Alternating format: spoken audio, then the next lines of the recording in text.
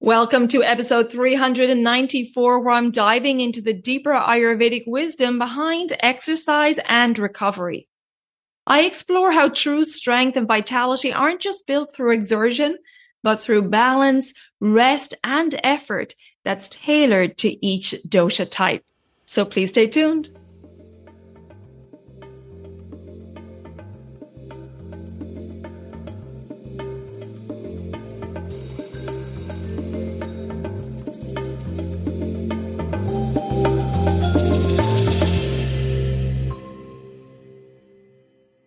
Hi there, I'm your host Colette, and on this podcast I will be sharing the teachings of Ayurveda, yoga, and holistic health practices. Now, if you're new to Ayurveda, I recommend checking out the first couple of episodes where I do an introduction to Ayurveda and the mind-body types. Thanks for listening, and now here's a new episode. Welcome back to the Elements of Ayurveda podcast. It's Colette for a solo episode today, and this episode is all about learning to listen beyond the noise of fitness trends and into the quiet intelligence of your body, your doshas, your current state of health, and the season you're in.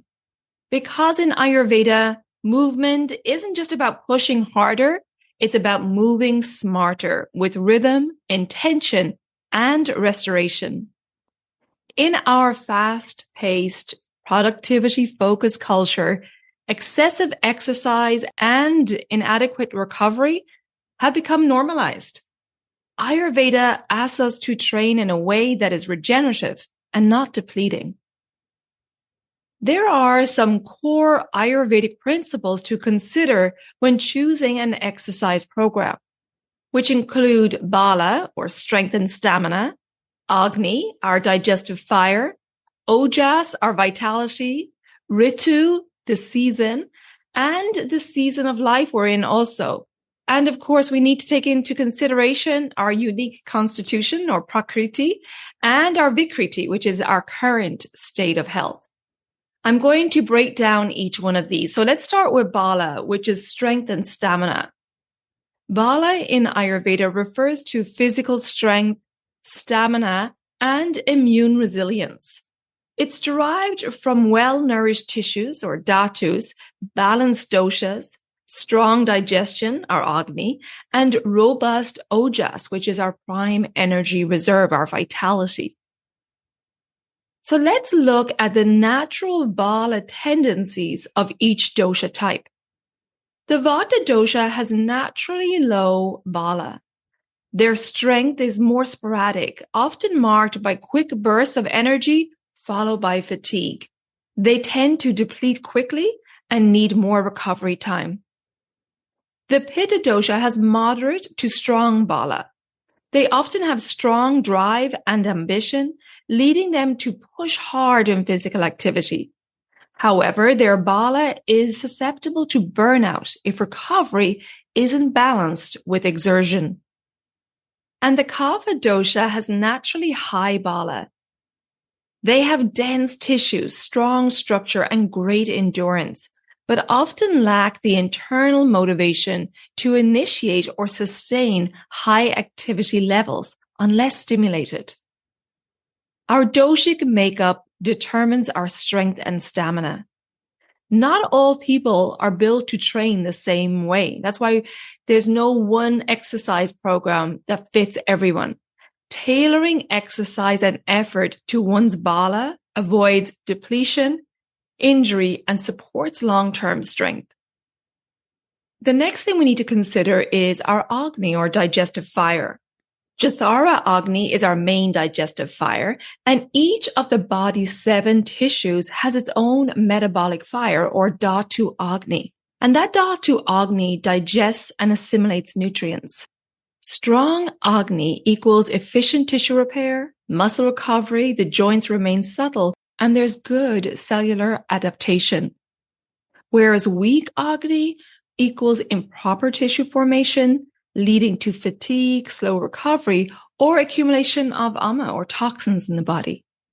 Let's look at the tendencies of each dosha type when it comes to agni. When imbalanced, the vata dosha can have a weak or irregular agni. leading to poor muscle recovery, joint issues, or tissue dryness after exercise. Generally, the pitta dosha has strong agni, allowing for quick muscle building and recovery, but when imbalanced, may overheat and inflame tissues. The kapha dosha has slow but stable agni. They build tissue easily, but may hold excess and experience sluggish recovery if not metabolically active. Moving on to ojas, we need to consider the quality of our ojas because it is the essence of all the dhatus. It's the end result of the process of the nutrition of dhatus, which I discussed in detail in episode 92. Check that out if you're not familiar with it. There's a reason I always quote this episode. But ojas is a subtle life-sustaining substance that governs vitality, immunity, mental clarity, and emotional stability.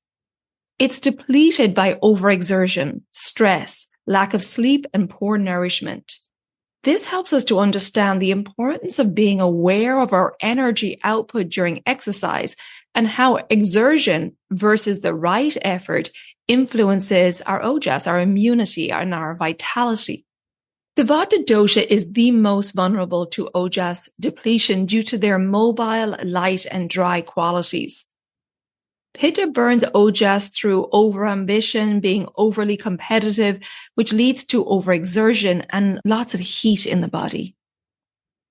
And kapha has naturally abundant ojas, but can suffer from stagnation if they don't move enough. So we can see that choosing the appropriate exercise effort for your doshic makeup is very important, as overtraining or working out when depleted destroys ojas, leading to fatigue, joint pain, poor sleep quality, reduced immunity, low resilience, and emotional instability. We also need to take into consideration the effect of ritu, or season, on our constitution, and in turn, our exercise tolerance and needs during that season. Ayurveda teaches us that the qualities of each season affects our constitution.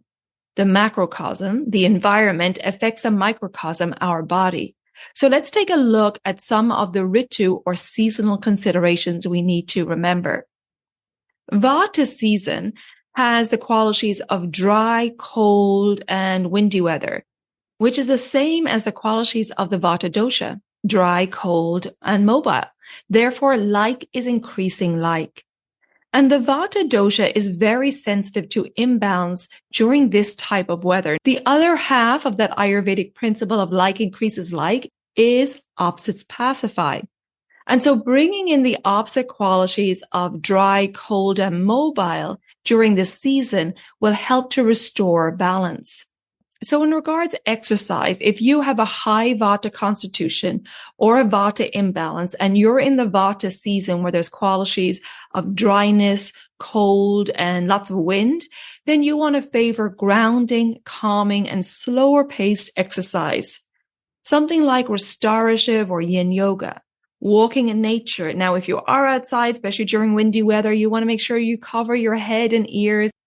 Or something like a Pilates practice is really great because Pilates has lots of very focused movements, which really helps to bring your awareness inwards. And that can be very grounding for the vata dosha.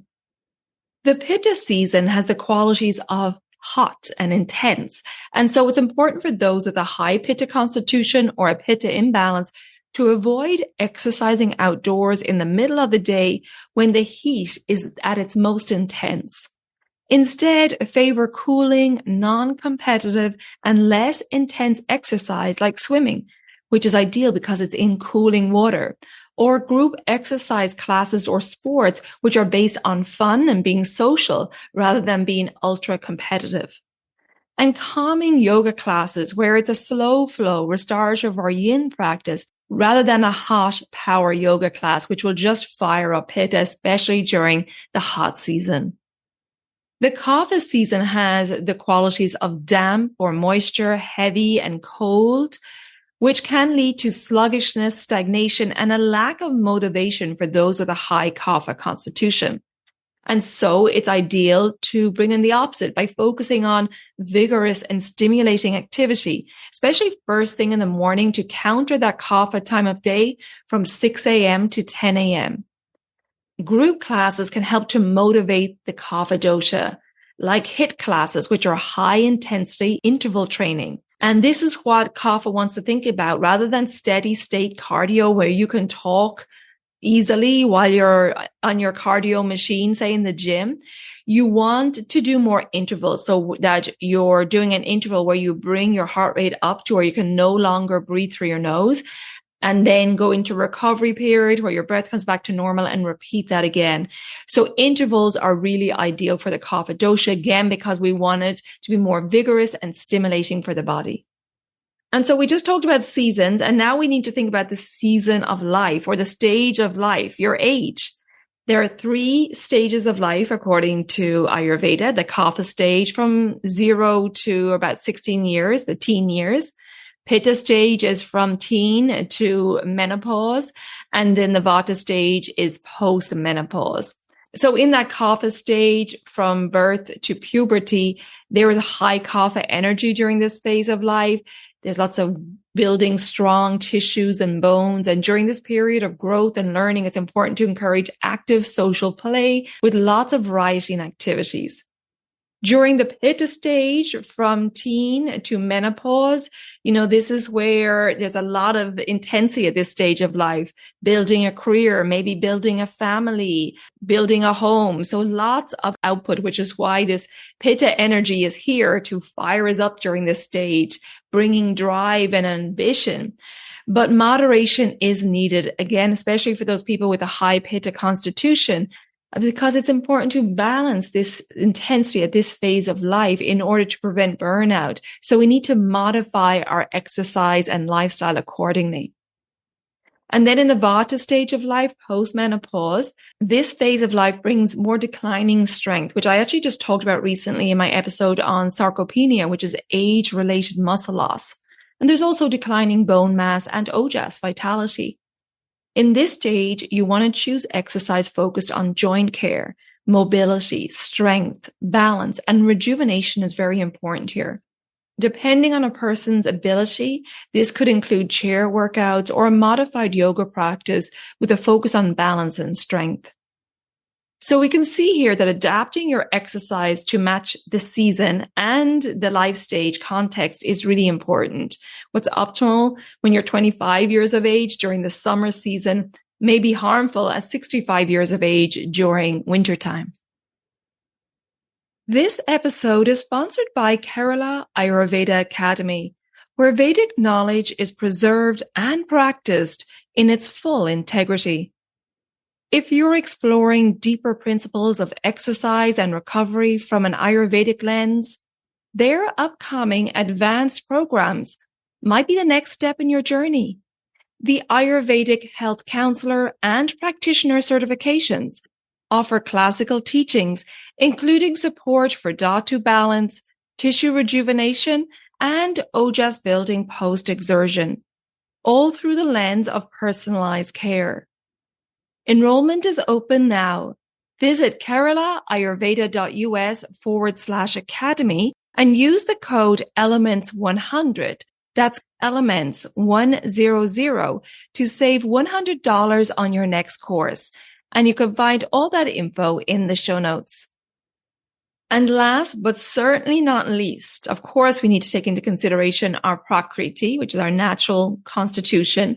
And we also need to consider our current state of health, or vikriti. We can choose exercises based on our prakriti, but we also need to understand when to modify our exercise based on our current state of health, our vikriti. We always have to contend with how we feel physically, mentally, and emotionally that day.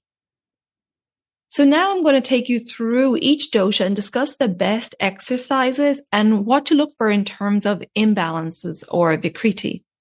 Vata type exercise in general needs to be grounding, focused, and rhythmic. The typical traits of the vata dosha in exercise are low stamina and endurance, enthusiasm followed by fatigue, and prone to dryness and depletion. The best exercise options for the vata dosha are walking in nature. In fact, staying away from the overstimulation of the gym with its bright lights and loud music is really recommended. Other options are Tai Chi or yoga classes like Yin, restorative and slow flow. Yoga classes with longer holds and rhythmic breath really help to calm vata. And as I mentioned earlier, Pilates is another great exercise for the vata dosha as it brings the focus into the body with lots of detailed and focused movement. All these are very grounding for the vata dosha. Now, the signs of imbalance that you need to be aware of are the desire for excessive cardio, inconsistent routines, pushing through fatigue, trouble falling asleep, and light sleep. These signs show that there may be a vata imbalance, and it's important to pay attention to this vikriti and modify the exercises accordingly by focusing on slowing down and grounding, opting for consistent and rhythmic movement, or perhaps no working out at all if you're experiencing lots of fatigue, and instead allowing your body to rest and recover. Pitta type exercise needs to be cooling and non-competitive. Typical traits of the pitta dosha in exercise are high intensity, focus, goal-oriented, highly competitive, prone to overheating and burnout. Now, the best exercise options for the pitta dosha are swimming, slow flow yoga, hiking in nature, and mindful strength training with proper pacing, and also non-competitive sports focusing on moderation and more enjoyment over achievement. Signs of imbalance for the pitta dosha are overtraining, irritability, inflammation, performance obsession, waking in the early morning hours, an overheated body and mind. A pitta constitution experiencing high stress or overexertion may lead to pitta imbalance, and so it's important to listen to your body and not to push through the pain. If you're feeling any signs of imbalance, then it's best to avoid intense workouts during these times to prevent burnout. Of course, pitta types should always avoid exercising in hot environments. And kapha type exercise needs to be stimulating and energizing. The typical traits of the kapha dosha in exercise are high endurance and natural strength, but that comes with a lack of motivation and an aversion to activity, being prone to stagnation and heaviness. The best exercise options for the kapha dosha is lots of variety in activities and group activities, which will help to spark motivation, like brisk walking or hiking, a vinyasa or power yoga class, cardio dance, interval training, or CrossFit type classes.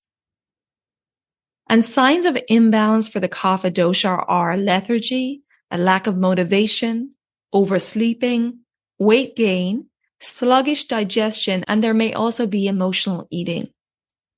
These signs of kapha imbalance make self-motivation extremely difficult. And so this is where you want support and accountability by working out with a friend or signing up for a group class. So in general, you use your prakriti or your unique constitution as a guide, but always listen to your real-time physiology and mental state. It's best to adapt to how you feel daily rather than prescribe to rigid routines, which can cause stress in the body. And now I want to move on to talking about recovery, which is really important in Ayurveda. I mentioned bala earlier, which is strength and stamina, along with ojas, which is our prime energy reserve, our vitality. In modern fitness culture, strength is often measured by how hard we train, how long we push, or how much we can endure. But Ayurveda defines strength, or bala, not just as muscular power or stamina, but as the stable resilience that comes from a well-nourished body, peaceful mind, and deeply replenished life force, or ojas. You may be exercising regularly, but if your recovery is poor, your ojas and bala can actually decline over time. Both of these are nourished with appropriate rest, recovery, and rejuvenation, which is known as rasayana in Ayurveda. And in the context of exercise, daily rasayana or small replenishing practices you can fit into your day to restore what exertion depletes. So let's take a look at some examples of rasayana for each dosha type. The vata dosha requires deep nourishment and grounding stillness. We know that vata types have a sensitive nervous system, are easily depleted, and prone to insomnia, dryness, and restlessness. And here are some of the best recovery tools for the vata dosha. First one is grounding. After an active workout, your body will be stimulated by the activity, and so you want to avoid further stimulation. Getting down on the floor and stretching is a great way to ground, or if you're outside, take off your shoes and go barefoot to ground your energy. Or even shavasana, a corpse pose at the end of your workout will be great. Or deep belly breathing practices like nadi shodhana, the alternate nostril breathing, or even a yoga nidra practice. If you have access to a steam room, that would be great to take advantage of post-workout. The moist heat is ideal for vata, which has a tendency towards dryness and cold, and it can also help relieve pain and lower muscle damage. And before your shower, it will be great to do an abhyanga or warm oil massage. Sesame oil will be ideal for the vata dosha as it's warming, and that practice is very grounding for vata. In regards diet, you want warm, nourishing, soupy meals post-exercise, like stews, root vegetables. You want animal proteins and lots of good fats. It's also important not to skip meals post-exercise and to have regular meals. Plus maybe having a post-workout snack ready to avoid any energy crashes. And sleep is really important. Consistent early bedtime for rejuvenation. And if you need a nap, that's okay for the vata dosha. Just make sure it's not within 90 minutes of eating so that the nap doesn't affect your digestion. Okay, moving on to pitta dosha, which requires a cooling and soothing recovery. Pitta types are known for intense focus, heat buildup, mental overdrive, that competitive spirit, and are sensitive to inflammation. So here are some of the best recovery tips for the pitta dosha. For a post-exercise drink, you want to think of cooling qualities. So coconut water, obviously unsweetened coconut water, aloe vera juice, or a rose or a hibiscus herbal tea. Each of these drinks have that cooling quality, which will help prevent pitta from overheating. And taking time to calm pitta post-workout with some gentle stretching and a slow breath practice. A abhyanga with coconut oil can also help to cool and calm pitta. Again, coconut having that cooling quality. Just make sure that you shower after your abhyanga massage so that oil doesn't create a heat trap on the skin. And another great way to cool the pitta dosha is by going into some cool water. Now, Ayurveda does not recommend shocking the body by going from being overheated in a workout directly into a cold plunge. It's too shocking for the body. But if after you've cooled down, your body temperature is regular, then going into cold water or maybe a dip in the sea is perfect for pitta. Pitta types tend to have a strong appetite, and so eating soon after exercise is really important. Opting, of course, for pitta balancing foods with protein, carbs, and good fats, and just avoid excessive spice, deep fried foods, and acidic foods. All of those obviously are aggravating for the pitta dosha. And taking time to wind down in the evening, really important for pitta. Start winding down maybe 60 to 90 minutes before bed, by avoiding stimulating screens and instead maybe listen to some chill out music, read a nice book, nothing work related or study related, or maybe do some foam rolling, which can really be great to relieve muscle tightness, soreness, and inflammation. A great drink for pitta in the evening will be golden turmeric milk. The turmeric has anti-inflammatory properties, and this is a really soothing, warm drink to help calm the body and mind, setting you up for a good night's sleep. I'll put a link to the recipe I have in the show notes. And then moving on to the kapha dosha, which requires an active recovery in order to avoid stagnation. Kapha types tend to have great endurance and are slow to fatigue, but also slower to recover if not stimulated properly. And so let's look at the best active recovery options for the kapha dosha. Dynamic stretching, a gentle walk or slow flow yoga, all these active recovery practices are really great. Basically, don't default to stillness. Some movement enhances kapha recovery. Avoiding heavy, rich food after exertion. Kapha does best with lighter foods like a soup or cooked veggies, and less heavy foods like grains or starchy foods, or less bread and heavy proteins like red meat, which are harder for kapha to digest. So think light, warm foods, really best post-workout.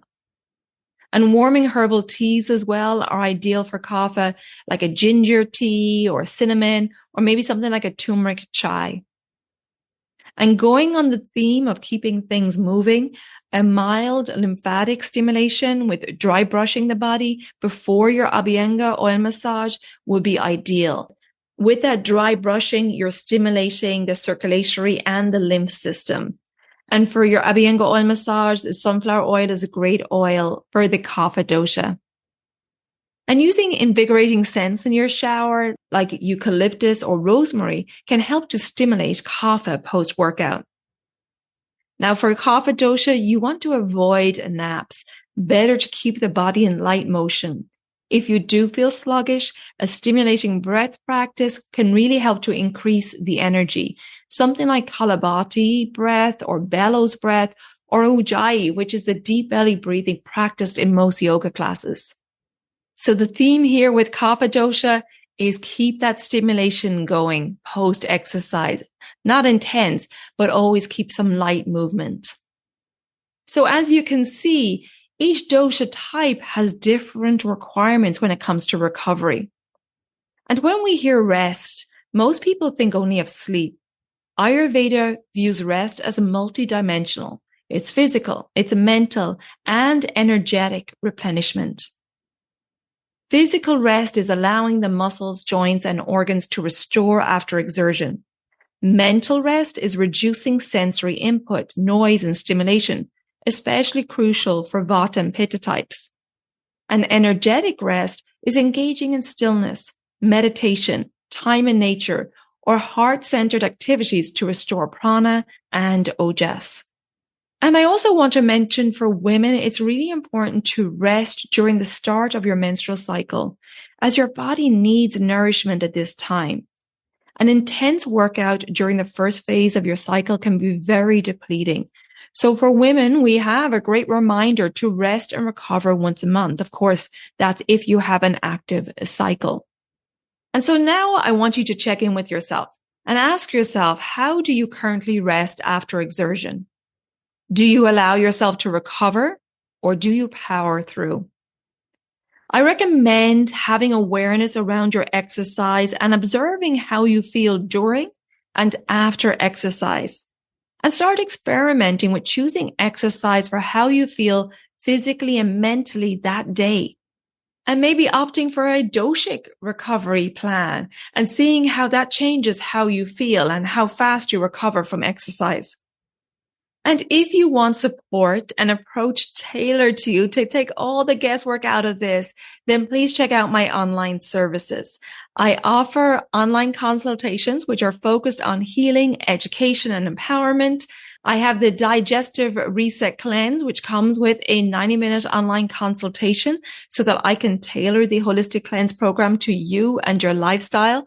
The next group cleanse is in October, but I offer this cleanse privately throughout the year. So just check out the link in the show notes.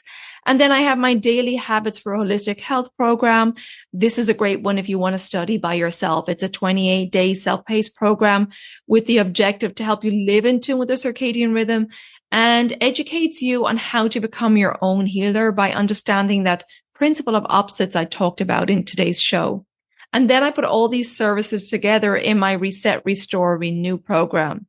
That's a lot of information, but I do have a comparison chart on my website so that you can see what you get with each service and decide what's best for you. And that's on elementshealingandwellbeing.com. And if you have any questions before you book, just take advantage of my free 15-minute services inquiry call. We can hop online and I can answer all of your questions. So I hope you enjoyed this episode on exercising for your dosha. And if you think this episode would be beneficial for family or friends, please share it with them so we can spread this Ayurvedic fitness wisdom. And if you haven't already subscribed or followed the podcast, please do so. And the new episodes will automatically download for you. If you would like to rate and review the podcast, wherever you listen to your podcast, I would really appreciate that. And please come join me on social media. My Instagram is Elements of Ayurveda Podcast. And on Facebook, it's Elements Healing and Wellbeing. Thank you so much for tuning in. I truly appreciate your support. And until next time, take good care of yourself. Be well, and bye for now. Slán go fóill.